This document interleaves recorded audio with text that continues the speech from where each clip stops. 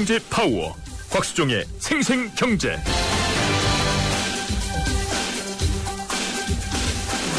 네, 안녕하십니까. 10월 30일 곽수종의 YTN 생생경제 시작하겠습니다. 곽수종입니다. 제가 조금 기운 차린 것 같죠? 목소리도 좀 나아질 겁니다.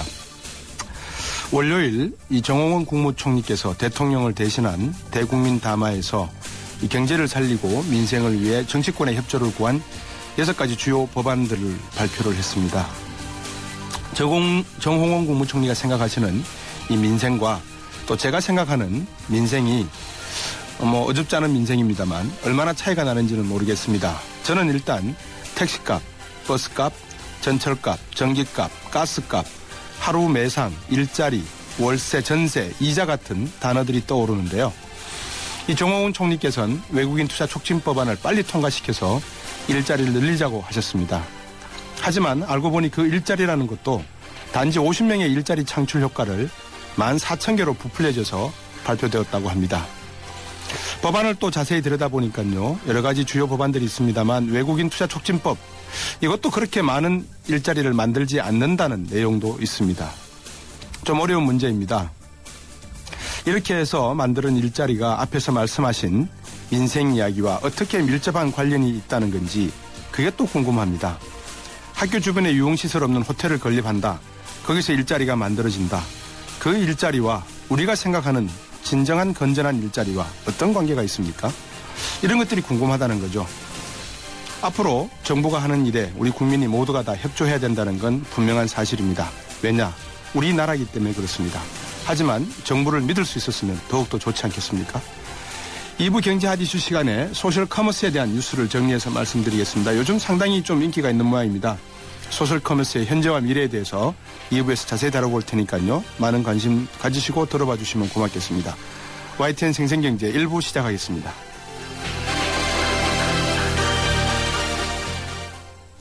자동차 1년에 얼마나 타세요? 한 9,000km? 사고 난 적은요? 3년간 없죠. 그럼 보험료 할인 더 받으셔야죠. 마일리지로 할인받고 3년 무사고로 또 한 번 할인.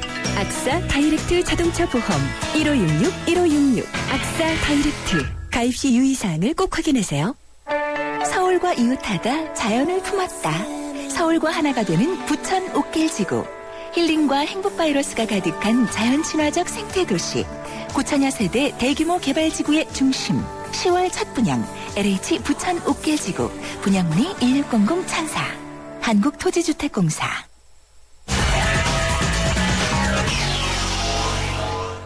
네, 조금 전 마감한 증시 상황 말씀드리겠습니다. IBK 투자증권의 서동필 투자전략팀장입니다. 안녕하세요. 예, 안녕하세요. 오늘 우리 장중에 한 2047m까지 밀렸다가 2060 근처에서 끝이 났네요. 네, 어제도 그랬고 오늘도 그랬고 장중에는 도저히 방향을 예측한다 이런 일은 이건 상당히 어려운 일이었습니다. 네. 장 마감에는 결국 외국인들이 프로그램 매수로 주식을 사들여 오면서 7.8포인트, 그래서 코스피는 2059.58포인트에서 마감을 했습니다. 네. 일단 외국인들의 매수 규모는 줄어들었다 할 수는 있겠지만 계속해서 주식을 사들여 오는 추세 자체는 유지되고 있기 때문에 외국인을 축으로 하는 유동성 장세에 대한 기대감은 여전하다 이렇게 평가해 볼 수 있겠습니다. 네. 근데 오늘 일부 언론들에서는 이제 외국인들이 떠날 채비하고 있는 것 같다 이런 이야기도 나오고 있는 것 같습니다. 예, 그런 의견을 제시하는데 저도 일조를 한 것 같은데요. 네. 일단 환율이 말씀드렸지만 1,050원이면 금융위기 이후에 최저점이니까 네. 이 이하로 내려간다고 생각하고 있지 않죠. 만약에 내려간다 내지는 1,050원 부근에 가서 붙는다라고 하면 외국인 입장에서는 환율에 대한 매력은 확실히 떨어진다라고 볼 수 있겠고요. 그리고 말씀드리지만 일단 이 밸류에이션이라고 하는 흔히 보는 주당 순익 배율도 지금 9.8배 거의 10배 육박해 있는 상황이기 때문에 네. 이런 점들을 고려하면 외국인들이 추가적으로 주식을 이 지난 한 달 전처럼 그런 대규모의 주식을 사들여 올 매력은 확실히 떨어졌기 때문에 네. 그렇다면 매수세가 주춤해지거나 아니면 환율이 좀 위로 올라간다고 하면은 좀 이탈할 가능성도 충분히 높아졌다 이렇게까지는 말씀드릴 수 있겠습니다. 네. 자, 외국인들이 제가 볼 때는 그렇게 들어와서 또 금방 나갈 것 같지는 않지만 나가는 데는 명분이 있어야 될 것 같고 그 명분은 당장은 지금 만들어지지 않고 있는 그런 상황인 것 같은데 어떻습니까? 우리 기관들은 그동안에 줄기차게 팔아왔지 않습니까? 예, 뭐 말씀드리지만 기관이 뭐 주식을 뭐 팔고 싶어서 열심히 팔았다라기보다는 네. 계속해서 펀드 환매가 들어오니까 여기에 대응하기 위해서는 뭐 어쩔 수 없이 뭐 주식을 팔았다 이렇게 보시는 것이 더 적합해 보입니다. 네. 하지만 외국인의 매수 강도가 줄어드는 거와 마찬가지로 이 결국은 기관의 매도 강도도 좀 줄어들고 있습니다. 네. 계속해서 매도 규모가 줄어든가 결국은 뭐 어떻게 보면 사는 쪽이 적으니까 파는 쪽도 적어졌다 이렇게 볼 수는 있겠지만 네. 기본적으로 뭐 개인 투자자들의 이 매도도 좀 잦아들었고요. 네. 그리고 투신의 매도 규모도 줄어든 걸 보면 일단 뭐 시장에서 내놓고자 하는 뭐 이런 매도 의욕이 있는 이런 자금들은 좀 많이 소화가 되어 가고 있는 것이 아닌가. 그래서 매수로 돈다 이렇게 표현하기는 아직 어렵겠지만 적어도 네. 매도 강도는 줄어들 수 있다 이렇게 말씀드릴 수 있겠습니다. 네. 우리도 한번 슬슬 올해 연말까지 미리 예측해서 한번 정리를 해보죠. 2013년 주식시장 상반기 그리고 나머지 하반기를 포함한 하반기 어떻게 정리를 해야 되겠습니까? 글쎄요. 저 같은 경우에는 뭐 이 역발상의 연속이었다 이렇게 말씀드리고 싶습니다. 네. 특히 뭐 상반기에는 뭐 이제 외국계 자금의 이 벤치마킹을 리밸런스 재조정하는 과정에서의 뭐 매도였다 우리나라 시장을 놓고 보면요. 네. 그렇지만 하반기에 들어오면서는 이 양적 완화 규모 축소를 놓고 뭐 설왕설래가 많았고 그런 네. 과정에서 악재가 호재가 되고 호재가 악재가 되는 네. 악재라는 것은 결국 유동성을 더 풀 수밖에 없다라는 점에서 유동성 장세를 부추겼고 반면에 호재가 나오면 양적 완화 규모를 축소하는 것이 아니냐라는 쪽에서 투자 심리 위축시키면서 다시 말씀드리지만 악재가 호재가 되고 호재가 악재되는 과정에서 네. 유동성에 기대서 뭐 전반적으로 유동성 장세의 시현이었다. 뭐 이렇게 뭐 총괄적으로 평가해 볼 수 있겠습니다. 네. 업종별로는 올해 한 해가 어떤 업종이 좀 뭐라 그럴까요? 관심을 받았고 역시 전차 군단밖에 없다. 뭐 이걸 재확인한 한 해라 해야 될까요? 어떻습니까? 예, 큰 틀에서 보면 연 단위로 보면 전차 군단 그리고 뭐 제약과 같은 이 소비재 업종들이 뭐 올해를 뭐 상당히 좋은 주가 수익 냈다 볼 수 있겠고요. 네. 뭐 아울러서는 통신 업종들도 뭐 상당히 좀 양호한 수익을 보여줬다라고 볼 수 있겠습니다. 네. 하지만 하반기만 놓고 보게 되면은 가장 좋았던 건 역시 산업재 소재로 분류되는 화학과 조선이 가장 좋은 수익률을 보여줬는데 연 단위를 보면 뭐 편하게 표현하면 본전이었다 이렇게 볼 수 있기 때문에 네. 연 단위로 하반기만 놓고 보게 되면 산업재와 소재가 시장을 이끌었다. 그리고 연 단위로 보게 되면은 뭐 IT와 자동차 뭐 이런 그리고 이 제약과 같은 이 필수소비재 업종들이 시장을 이끄는 뭐 축이었다 이렇게 뭐 요약할 수 있겠습니다. 아마 가장 힘들어했던 주는 조선건설주로 봐야 될까요? 이 전망을 하기에는 가장 어려웠던 업종이 건설이라고 보여집니다. 네. 하지만 주가 수익률 자체는 나쁘진 않았지만 이 월 후반, 연 후반으로 오면서 어제도 뭐 경남 기업이 이제 워크아웃 신청을 하는 것처럼 네. 이 건설 업황 자체가 좀 뭐 여전히 이 높은 변동성을 불안정성을 가지고 있기 때문에 아마 전망하는 데는 가장 애로사항이 있었다. 하지만 또 주가도 이에 비해서는 주가는 좀 뭐 잘 움직여줬기 때문에 아마 좀 매매를 하신다거나 네. 전망을 하신다거나 이런 측면에 가장 애로사항이 높았던 업종이 건설이 아니었을까 싶습니다. 우리 서동필 투자자 팀장 생각에 2014년은 일평균 거래량이 어느 정도 액수가 될 거라고 생각을 하십니까? 올 2013년은 뭐 한 평균 5조 원 정도 됐을까요? 거래소와 코스닥을 합치게 되면 한 6조에서 6.5조 정도 됐으니까요. 네. 뭐 내년에도 뭐 사실은 올해 규모와는 뭐 크게 다르지 않을 것 같다라고 지금 생각을 하고 있습니다. 네. 결국 국내 자금이 좀 들어와서 펀드로 자금이 들어와서 좀 많은 매매 회전이 일어나야 될 텐데 네. 지금은 뭐 그런 것을 기대하기는 쉽지 않아 보이기 때문에 네. 내년에 거래량 거래 대금도 뭐 올해 수준 되지 않을까 뭐 이렇게 지금. 다른 어떤 뭐 통계보다도 방금 말씀해 주신 그 거래량에 관한 전망이 이 한국 증시를 대변하지 않나 하는 생각을 해봅니다. 오늘 말씀 잘 들었습니다. 예, 감사합니다. 고맙습니다. IBK 투자증권의 서동필 투자전략 팀장이었습니다.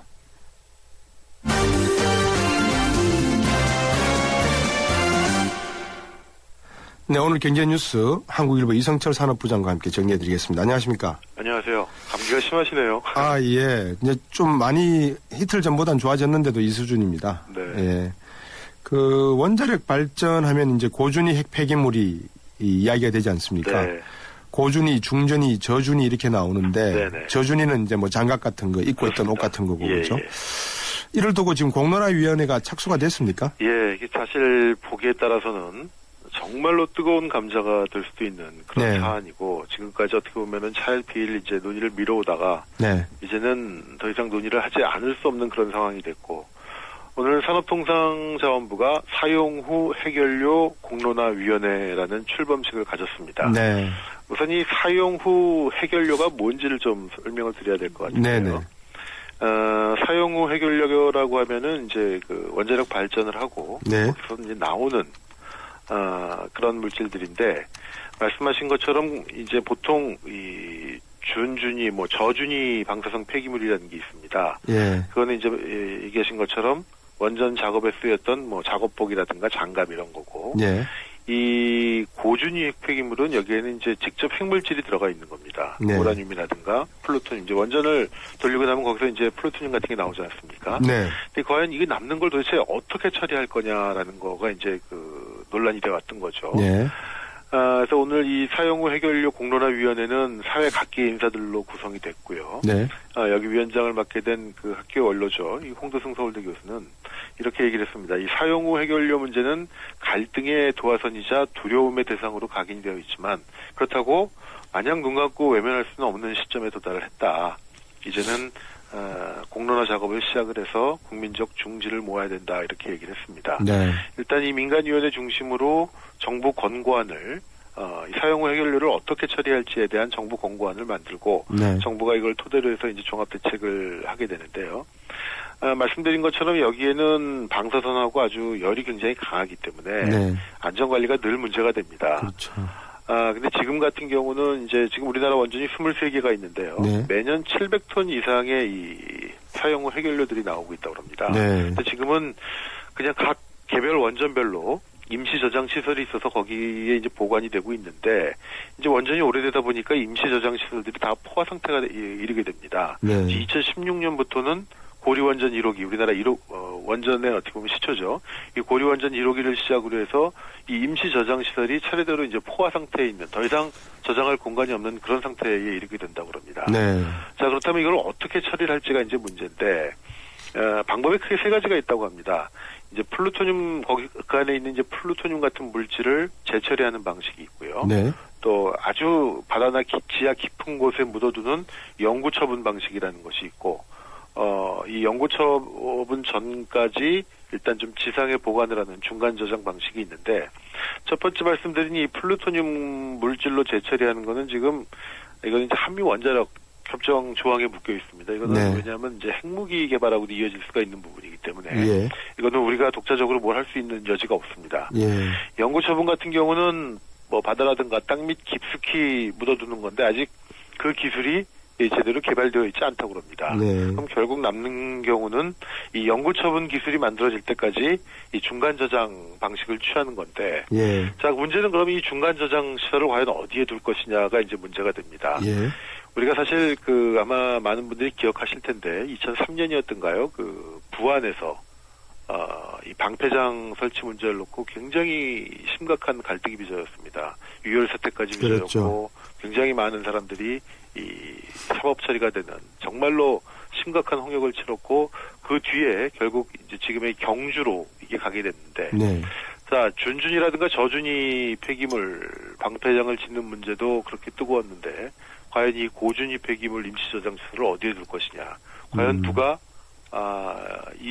아무리 물론 안전하게 지을 것이고 문제없이 지어지겠습니다만 과연 누가 내 앞마당에 이런 시설이 들어오는 것을 원하겠느냐 이런 문제에 봉착하게 됩니다. 그러니까 이 재처리 이 고준위 폐기물을 어떻게 처리하는 처리 방식을 정하는 문제도 논란거리지만 그 이후에 만약에 이제 어디에 저장 시설을 둬야 될지 그 입지 선정 문제에 들어가면 정말로 골치 아프고 정말로 뜨거운 감자가 될 수도 있는 그런 사안이기 때문에 어떻게 보면 우리나라 역사상 지금 이제 이 밀량이죠. 송전탑 짓는 문제 뭐 여러 가지 국책 사업을 놓고 논란이 있습니다만 그것과는 차원이 다른 정말로 뜨거운 감자가 될 수도 있는 사안인데 네. 어떻게 보면 이제 스타트가 이제 시작됐다 이렇게 볼 수 있을 것 같습니다. 예. 우리 이승철 부장께서 말씀하시기에 안전하게 지어지겠지만이라고 가정을 하셨습니다만 네. 원자력 발전소의 수많은 부품을 불량 부품으로 팔아먹은 것을 생각하면 이게 안전할지도 저는 의문이고요. 글쎄요. 근데 서모 교수가 그런 이야기를 했더라고요. 대안은 원자력밖에 없다라는 글을 실었던데 네. 지금 유럽 쪽에서는 독일과 프랑스는 이 핵 발전소를 폐기하는 쪽으로 가고 있지 않습니까? 독일하고 정확히 말씀드리면 이제 독일하고 스위스가 네. 독일은 이제 영국 원전 포기를 선언을 했고요. 네. 스위스도 거의 그런 수준까지 가고 있고 그렇죠. 프랑스는 아마 거기 원전 강국이기 때문에 네. 아마 원전을 계속 하는 걸로 알고 하는 걸로 있고 가는 거 있습니다. 또 영국 같은 경우는 안 하기로 했다가 최근에 하나 지었고요. 예. 미국은 계속 늘려가고 있고 그러니까 사실 이 원전에 대해서는 이것이다라고 하는 한 방향이 없습니다. 이제 네. 후쿠시마 원전 사태 이후에 원전에 대한 불신 또 위험성 때문에 세계 네. 각국이 이 원전 폐기 쪽 내지는 원전을 줄여가는 쪽으로 방향을 잡았습니다만 이 친환경 태양광이라든가 이런 부분에 대한 아직 상용화 기술이 충분히 안 돼 있기 때문에 네. 적어도 과도기 단계에서 원전만한 또 이 발전 시설은 없는 거 아니냐 또 이런 논의가 있고 네. 그래서 지금 우리나라도 얼마 전에 만들어진 이 중장기 전력 수급 대책 보면은 조금 어정쩡하게 돼 있습니다. 원전을 없애는 것도 아니고 늘려나가는 것도 아니고 네. 그냥 지금 수준보다 좀 줄이는 형태로 그래서 좀 약간 이 모호한 입장을 취하고 있는 그런 상황이죠. 자, 두 번째 소식을 은행 소식 한 번 더 여쭤볼까요? 네. 먼저 은행이 대기업 부실을 미리 감지하지 못하면 징계를 내리겠다? 네. 예. 이번에 이제 동양 사태 또 특히 이제 올해 들어서 경기 침체가 이제 본격화되고 그러면서 뭐 STX도 지금 법정 관리 또는 자율협약 워크아웃 과정이 진행이 되고 있고요. 네. 동양은 뭐 아시다시피 뭐 법정 관리로 그룹 해체 상태로 가게 됐고 네. 여기 말고도 지금 뭐 부실 기업들이 계속 나오고 있는데 이게 물론 경기 요인도 있습니다만 기본적으로 주채권 은행이라는 곳이 돈을 꿔주면서 이런 것들에 대한 관리를 해야 되는 것이 아니냐 그렇죠. 이런 지적들이 계속 나오고 있습니다. 그래서 지금 금융당국이 이번 네. 동양 사태를 계기로 해서 대기업 부실을 제대로 감시하지 못한다면은 앞으로는 은행들도 제재를 하겠다. 이런 입장을 지금 밝히고 있습니다. 그렇군요. 그동안 이제 건전성 위주로 은행에 대한 검사를 실시했지만 이번 동양 사태를 계기로 해서 과연 주채권 은행으로서의 역할을 제대로 하고 있는지 돈만 빌려주고 이자만 받는 게 아니라 그 리스크 관리도 과연 제대로 하고 있는 것인지 엄중하게 들여다보겠다 이렇게 밝혔습니다. 네. 그런데 또 이동통신사들은 뭐 한때 조용하더니만 또 보조금 경쟁을 시작하는 네, 겁니다. 이거 뭐 잠잠해질만 하면 다시 불거지고 잠잠해질만 하면 다시 불거지고 그런데 지금 뭐 최근에 이 보조금 행태를 보면 주말에 보조금이 막 뿌려집니다. 네. 아무래도 이제 주말은 쉬는 날이니까 당국의 감시가 소홀한 틈을 타서 이동통신사 대리점들이 주말에 보조금을 또 엄청나게 뿌리고 있는데 요즘은 주중에도 이런 것이 있고 지금 지난 29일 어제였죠. 네. 어제 번호 이동 건수가 7만 건이었습니다. 대단하네요. 2만 4천 건이 넘어가면 보통 과열로 당국은 보고 있는데 7만 건이라고 그러면 한 3배 정도 간 거고 참나. 공짜폰의 일부에서는 마이너스 폰까지 등장했다 이런 얘기가 있는데 예. 참 안 없어지는 것 같습니다. 글쎄요. 이걸 어떻게 근절을 시키죠? 이게 결국 다 소비자가 무는 건데. 그렇죠. 그죠? 예. 오늘 말씀도 잘 들었습니다. 고맙습니다. 네. 한국일보 이성철 산업부장이었습니다. 푸산 우리나라에서만 잘 나가는 줄 알았더니 8년 연속 글로벌 넘버원? IHS 집계 2005년부터 8년 연속 2000cc급 SUV 세계 생산량 1위. 넘버원의 스케일이 남다르다. 뉴 푸산 IX. New thinking, new possibilities. 현대자동차. 저 김광규 여행도 혼자 하고 쇼핑도 혼자 하고 보험가입도 인터넷에서 혼자 하죠. 아주 쉽고 편하게. 새벽 3시까지 4단계로 간편하게. 삼성생명 인터넷 보험 라운지. 인터넷 보험도 삼성생명이 만들면 다르네. 삼성생명 인터넷 보험 라운지. 지금 클릭. 네, 생생경제 여기까지 일부입니다. 오늘 제가 오프닝에서 이 정홍원 총리의 민생경제 담화 발표에 관련해서 제가 말씀 좀 드렸지 않습니까? 2145번님이요. 외국인 투자 자본은 명분이 아니라 이익에 따라 움직이지 않을까요? 라고 문자를 주셨습니다. 외국인 투자라는 것, 우리나라의 외국인 투자를 유치를 해서 우리가 일자리를 그만큼 많이 만들고 국부를 우리 안에 가두어 둔다면 이거보다 더 바람직한 게 어디 있겠습니까? 어제 R&D 시간 제가 가졌었죠. 외국인들이 우리나라에 R&D 연구개발로 투자하는 것은 별로 없다는 말씀을 드렸습니다. OECD 국가 중에서 32위인가 그랬죠. 이런 것들을 먼저 처리하는 것이 바람직하지 않을까 하는 게 제 생각입니다. 이것이 우리 민생을 진실로 해결하는 문제일 수도 있다는 생각이 들어서요. 제가 말씀을 드렸던 겁니다. 잠시 경제 핫이슈 시간에 소셜 커머스에 대해서 알아보고요. 2부에서 뵙겠습니다. 우리 동네가 활짝, 우리 모두가 활짝. 도시 한가운데 안 쓰던 공간을 활용해서 짓는 친환경 복합 주거타운. 행복주택이 찾아갑니다. 직장은 훨씬 가까워지고 신혼부부나 대학생에겐 집값 부담이 줄어들고 모두가 신나고 활기찬 우리 동네. 기대하세요. 당신의 가장 가까운 곳으로 행복주택이 찾아옵니다. 행복이 활짝. 이 캠페인은 국토교통부와 LH, 코레일, 한국철도시설공단이 함께합니다. 문화인사 60인이 선정한 올해 콘서트 1위, 올해 최다 도시공연 광익동원 1위, 저력의 가왕 조용필, 그가 돌아온다. 11월 30일과 12월 1일 인천 삼산 월드체육관을 시작으로 12월 13일부터 15일까지 서울 올림픽공원 체조경기장 그리고 부산과 대구에서 여러분을 만납니다. 2014 조용필 전국 투어 콘서트 헬로 앵콜 공연. 티켓 예매는 인터파크 1544-1555.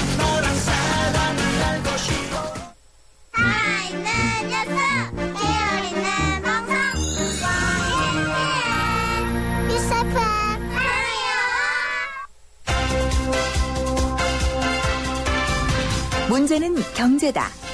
경제를 풀어봅니다. 곽수종의 생생경제.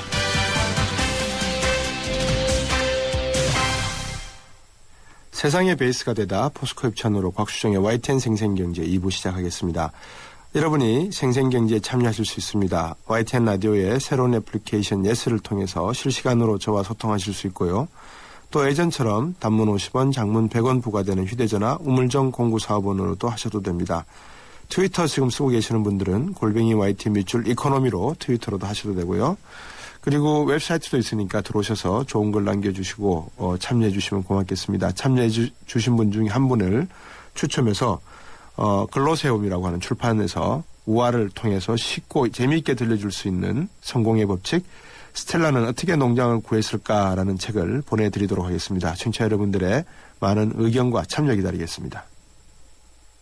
네, 피자헛입니다. 저기요, 고기 피자랑 새우 피자랑 뭐가 더 맛있어요? 둘 다 맛있습니다, 고객님. 그래도 뭐가 더 잘 나가요? 솔직하게. 둘 다 잘 나갑니다. 왜냐하면 더블 박스. 박스는 하나, 피자는 두 가지. 25,000원. 1588-5588 피자헛. 더블 박스 주세요. 업데이트 한 번 안 했다고 바다를 달리고 산을 헤매는 당신의 내비는 업데이트 안 해도 언제나 최신 지도로 누구보다 빠르게 안내하는 U+ 내비 LTE는 마음껏 감탄하세요. 이런 게 100% LTE 생활 U+. 광대역 LTE는 LTE폰이면 다 되는 거요? 아니라 모두 되는 거 KT폰. 오직 모든 LTE폰에서 광대역 LTE 되는 건 KT폰. KT로 오시오. 웰컴. 황금 주파수 광대역 LTE 올레. 9월 30일 기준 올레닷컴 창조. 곽수종의 생생경제. 우리나라도 사실상 1990년 중후반 때 밸리가 있었습니다. 실리콘밸리의 그 밸리처럼요. 일명 테헤란밸리라고 불렸었죠. IT 회사나 벤처기업 등이 붐을 이루면서 자리를 잡고 시작을 했던 바로 그곳이었습니다. 한때 이런 IT나 벤처기업 등이 자리 잡고 있던 그 테헤란밸리가 또 다른 유망업체들로 인해서 채워지고 있다는 소식이 있습니다. 소셜커머스라고 하는데요. 소셜커머스. 이게 과거에는 다른 의미로 쓰였다고 합니다. 다른 유통 채널의 의미를 가졌었는데요. 지금은 어떻게 변화하고 있는지 세종대 경영학과 이동일 교수님과 한번 말씀 나눠보겠습니다. 안녕하십니까? 안녕하십니까? 네. 이 소셜커머스 지금과 과거에 어떤 전자상거래의 한 형태였다라고 제가 알고는 있는데 어떤 차이점이 있는지요? 어떤 형태입니까? 지금 우리가 소셜커머스라고 이야기하고 있는 것은 원래 의미로 이야기하면 네. 데일리 딜 사이트라고 이렇게 이야기할 수 있을 것 같습니다. 예. 데일리 딜 사이트라고 얘기하는 것은 그날그날의 특별한 기획 상품을 마련해주고 예. 이러한 기획 상품들에 대해서 강력한 프로모션을 걸어서 이 프로모션이 그 소비자들에게 반응을 갖다 유도하고요. 그리고 그러한 것들이 더 많은 구매자들을 갖다가 집착시키는 그런 효과를 갖도록 하는 그런 사이트였습니다. 네. 이게 최근에 이제 말씀하신 대로 데일리 딜 매일매일 거래가 이루어지는 그런 사이트로 바꿔지면서 뭐 할인 쿠폰도 이렇게 교환이 되고 여러 가지 싼 가격뿐만이 아니라 질적으로도 다양성을 추구하는 그런 것으로 바뀌는 모양이죠. 예, 맞습니다. 데일리 딜 사이트에서는 그날그날의 특가를 중심으로 해서 네. 상품 구성이 제시가 될 수밖에 없기 때문에 예. 제시될 수 있는 상품의 수가 많지 않았었거든요. 예, 예. 주로 이제 레스토랑이라든가 아니면 뭐 서비스 업체와 같은 업체들의 이용료를 할인하는 쿠폰 같은 형태로 많이 판매가 되었었는데요. 네. 최근에는 더 많은 판매자들을 집적시켜서 다양한 상품들을 취급하는 쪽으로 발전해 나가고 있는 양상을 보이고 있습니다. 결국 2010년 정도에 뭐 대부분 많은 분들이 야 이거 곧 망할 거야 이게 한때 붐으로 그치고 말 거야 뭐 이런 예측도 했습니다만 지금은 상당한 기업가 정신을 바탕으로 한 하나의 기업으로 성장하고 있다는 소식이 들리는데 맞습니까? 예. 전체 거래 규모로 보았을 때 이제 뭐 소매 유통 채널 중에 한 업체로서 네. 자리를 잡고 있다라고 이렇게 볼 수 있을 것 같습니다. 그렇군요. 그럼 이게 신종 유통 채널로서도 자리매김을 지금 하고 있다 이렇게 봐도 되겠습니까? 신종 유통 채널이라고 하는 의미에서 본다면은 네. 기존의 업체와 좀 다른 소구점을 가지고 포지션을 갖다 가지고 있다는 측면에서 분명히 신종 유통 채널이라고 볼 수 있을 것 같고요. 예. 여기에서 더 많은 구매자들을 앞으로 집적시켜 나갈 것으로 기대되어지는 채널 중에 하나입니다. 네.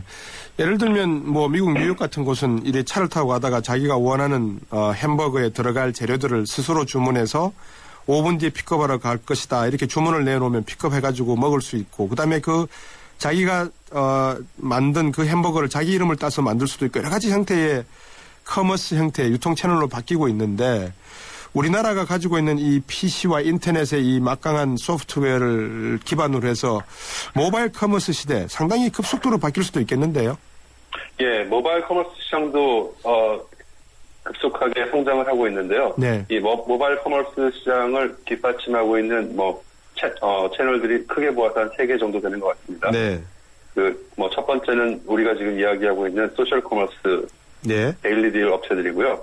두 번째는 오픈 마켓들이고요. 그리고 예. 세 번째는 기존의 TV 홈쇼핑의 인터넷 쇼핑몰들. 네. 이렇게 3가지 업체들이 지금 예. 시장을 더 강력하게 구성하려고 하고 있습니다.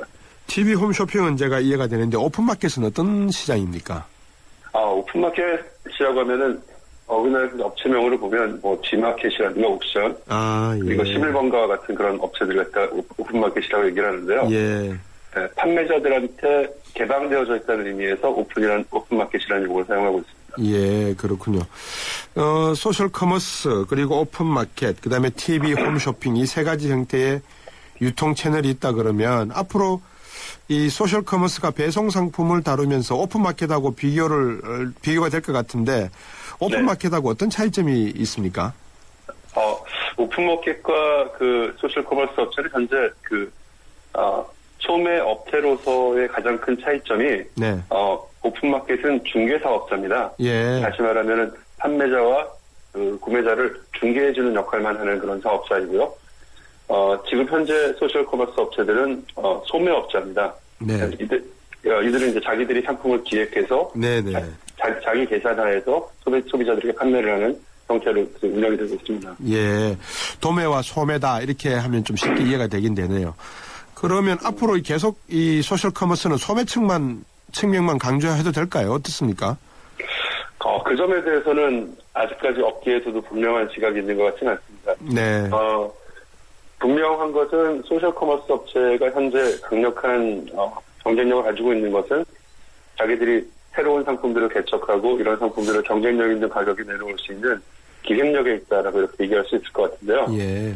그렇지만 이러한 기획력이라고 하는 게 판매 상품에 대한 법적 책임의 측면에서 보면 전체 판매 과정들을 다 책임을 져야 되기 때문에 판매자들을 확대하는 데는 사실 한계가 있습니다. 그렇겠네요. 그래서 그런 양쪽 측면 중에 어느 쪽을 택할지는 좀 더 지켜봐야 될 것 같습니다.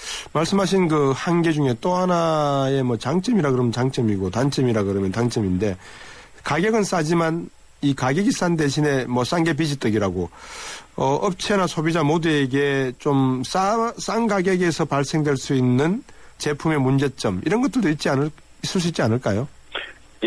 인터넷 채널 전체가 지금 가지고 있는 문제 중에 하나인데요. 네.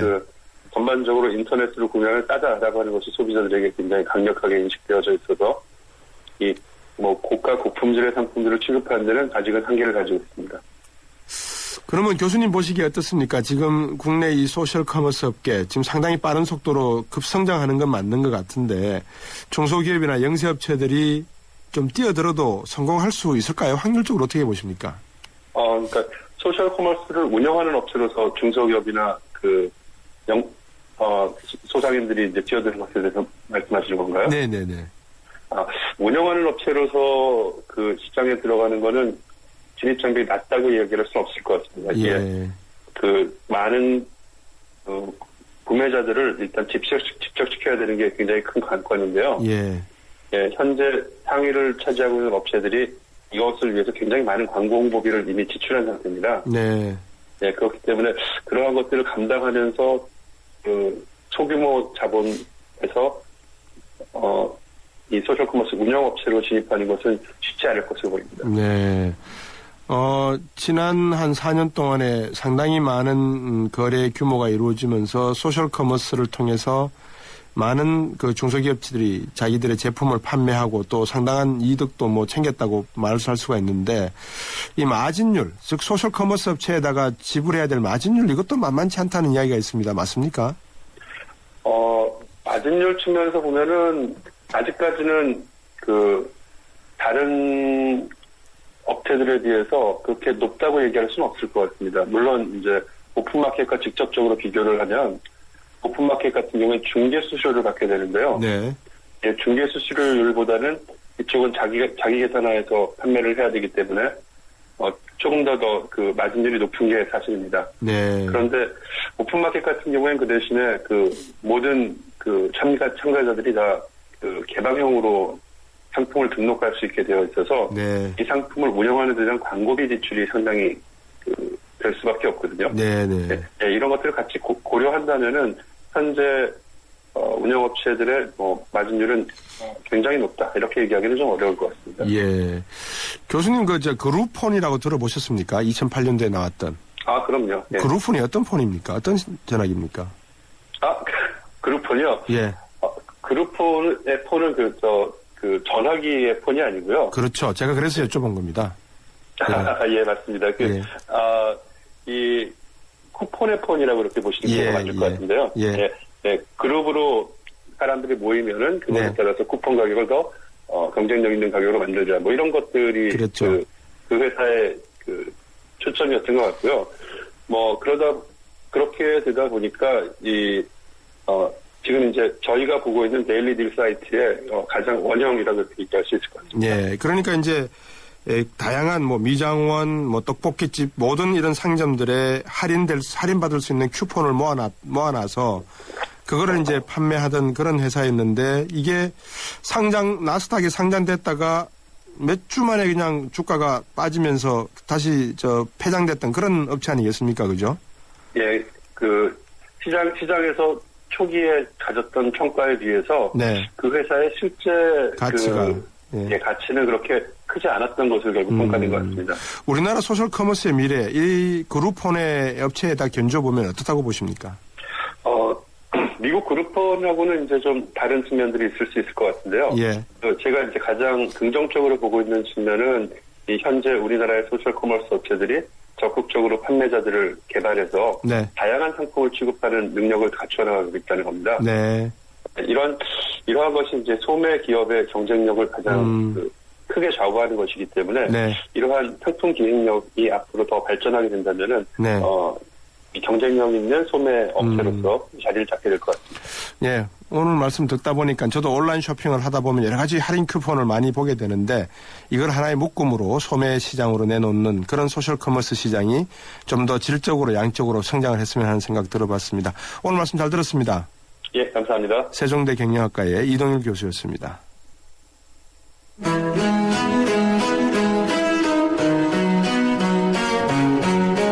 생생경제 금요기획.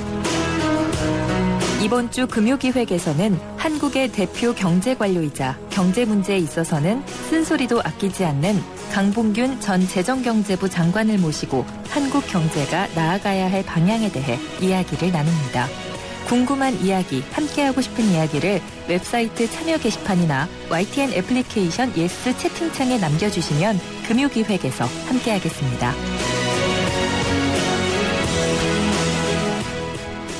네, 살림살이 나아지는 여심 잡는 경제 시간입니다. 여러분, 제가 지난주였습니까? 배추값이 많이 폭락했다는 소식 전해드렸죠. 그래서 올해 김장은 좀 싸게 할 수 있겠다라고 생각하시게 만들어드렸죠. 그런데 직접 장을 보러 가신 분들의 이야기가 생생경제에서 이야기하는 것과 다르다라는 분들이 계시는 것 같습니다. 소비자분들은 별로 그렇게 배추값이 싸지 않다는 겁니다. 왜 그럴까요? 도대체 왜 경제방송에서 나오는 이야기와 실제 이야기는 이렇게 다를까요? 그죠?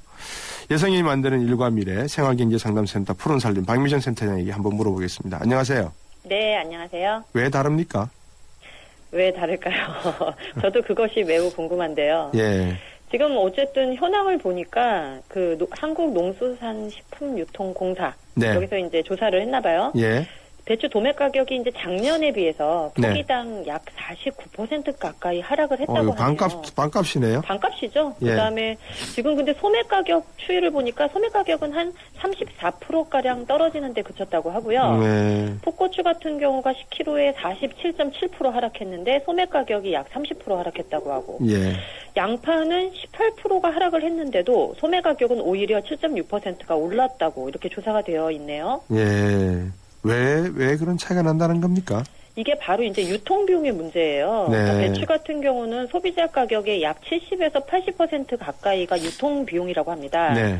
이 농산물이라는 게 바로 이제 배추를 재배하면 바로 저희가 받을 수 있는 게 아니잖아요. 이 포장을 하고 운송을 하고 또 신선하게 또 배달을 해야 되다 보니까 네. 각종 물류나 유통 시스템이 되게 많이 여러 단계를 거치면서 되게 이게 유통이 되나 봐요. 네. 근데 이제 사실 유통비용 비중이 높다 보니까 뭐 농산물 가격의 등락폭이 크게 영향을 못 미치는 것이죠. 전체 가격에. 그래서 유통비용이라는 게 일정 정도 어떻게 보면 인프라 비용처럼 고정되어서 발생되는 비용이 되어버린 것 같습니다. 예. 유통비용. 저는 선뜻 이해 안 돼. 저는 미국 생활을 오래 해서. 네.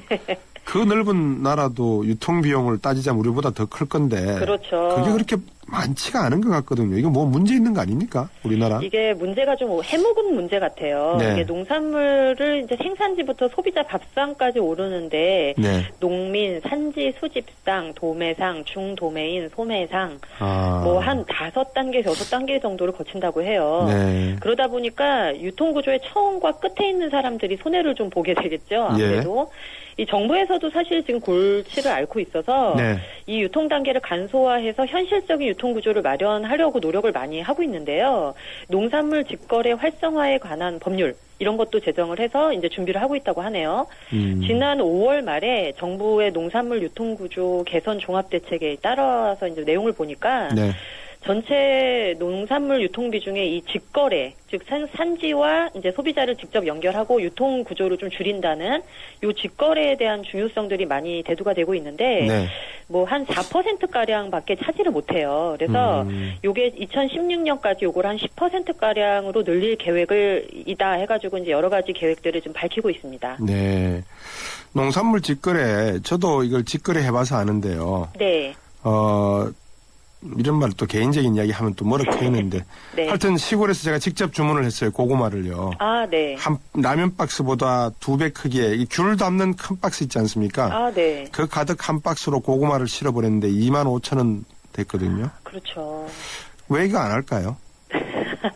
이게 쉬운 문제가 아닌 것 같아요. 예. 근데 직거래라는 게 사실 얘기 들어보면은 이론적으로는 되게 괜찮잖아요. 네. 그래서 이제 사회적으로나 지금 사회적으로도 사실 정보뿐이 아니라 굉장히 활성화되고 있는 추세입니다. 네. 농산물 직거래를 흔히들 알고 있는 것처럼 생산자가 직접 물건을 파는 그런 직거래 장터들도 이제 뭐 아파트 단지 주변에서도 열리고 있고요. 네. 주기적으로 제철 농산물을 집에서 이렇게 받아본다고 하는 농산물 꾸러미 사업 같은 게 있어요. 네. 최근에는 이제 지역에서 생산한 농산물을 지역에서 소비하고 그 인근에서 판매한다라는 이제 로컬 푸드 이런 직매장. 그 다음에 홈페이지를 이제 농민분이 개설을 해놓으시고 네. 이제 자라는 과정부터 막 보여주시면서 거기서 이제 온라인으로 거래할 수 있는 온라인 직거래. 뭐 이런 다양한 방법들로 이제 직거래가 점점 늘어나고 있는 추세입니다. 예. 근데 이제 문제는요, 뭐 좋은 점만 있는 게 아니에요. 이제 문제점들이 자꾸 나타나고 있는데, 네. 주로 이제 이 직거래 장터가 문제인 것 같더라고요. 아파트 단지에 이제 직거래 장터 같은 게 막 서는 걸 여러 번 보셨을 텐데, 예. 이게 이제 알고 보니까 상인이 도매 시장에서 물건을 떼어와가지고 농민의 가장에서 이렇게 파는 경우들이 대부분이라고 해요. 일부 상인들은 이제 서로 그룹을 지어서 이제 여러 아파트들을 이렇게 돌면서 돈을 주고 아예 계약을 해서 장터를 열고 있고요. 이 자기들 멤버가 아닌 사람들은 장터에 참여를 할 수 없도록 배제를 하고 있어서 무리를 빚기도 하고요. 예. 한 시민단체가 직거래 장터에 참가한 경험이 있는 농민에게 설문조사를 했더니 네. 응답자의 80%가량이 부녀회 등 이게 주최 측이 있을 거 아닙니까? 네. 그쪽에서 금품 요구를 받은 경험이 있다고 해요. 아이고. 그러니 벌써 여기가 이제 각종 이권이 난무하는 장으로 변해버린 모양입니다. 이 무늬만 직거래, 이 장터들이 난립을 하게 되면요, 소비자의 직거래에 대한 신뢰도가 많이 떨어지게 돼 있고요. 네. 직거래 본래 이런 문제를 좀 해결하려고 했던 취지 자체를 흐리게 되고 예. 여러 가지 문제가 좀 발생이 되는 것 같아요. 예. 근데 뭐 이 아파트뿐이 아니라 이제 지방자치단체들도 이런 직거래 장터 가끔 열거든요. 그 농민들도 막 올라오시고 한다고 하는데 이런 것들도 이제 명절 직전이나 뭐 이벤트 기간 뭐 이럴 때 축제처럼 하는 경우들이 대부분이고요. 네. 이 농민분들 입장에서는 이제 좀 상설화된 안정적 유통 구조가 좀 필요한데 이렇게 이벤트성으로 하게 되면 이게 큰 도움이 될까 그런 것도 의문입니다. 요새 전국 각지에 CCTV도 많이 설치되고 했는데 유기농이다 그러면은 진짜 유기농인지 CCTV로 보여주면서 그죠? 네. 예, 직접 거래할 수 있는 방법도 있습니다. 어쨌든 앞에서 지적해 주신 그런 농산물 직거래 안정화를 위해서 무슨 필요한 조치는 해야 될 것 같아요. 그죠? 그렇죠. 이제 첫 번째 좀 짚고 넘어가야 될 부분이 있더라고요. 예. 직거래라는 어떤 대안적 방식을 이렇게 추구하는 것도 좋은데요. 네. 이미 우리 농산물 유통의 45%가량은 도매 시장을 통해서 이루어지고 있다는 거를 간과를 하면 안 될 것 같아요. 네. 그 종전에 지금 5단계, 6단계나 되는 이런 유통 구조를 단순화시키는데 정부는 조금 더 노력을 기울여야 되지 않을까요? 예. 그리고 직거래 장터가 좀 더 상설화되는 거 아까 말씀드렸듯이 중요한데요. 네. 이 도시와 멀리 떨어진 농촌은 좀 생산과 유통 규모를 좀 키워서 대량 공급처로 육성을 하고 이런 도시 인근의 농촌들이 이제 소규모로 생산하는 것들을 이제 로컬 푸드 직거래 이 장터로 약간 좀 상설화하고 이런 식의 안들을 내는 곳들이 좀 있더라고요. 예. 아무래도 이제 민생 경제에서 가장 중요한 지표가 이런 먹거리들 아니겠습니까? 그럼요.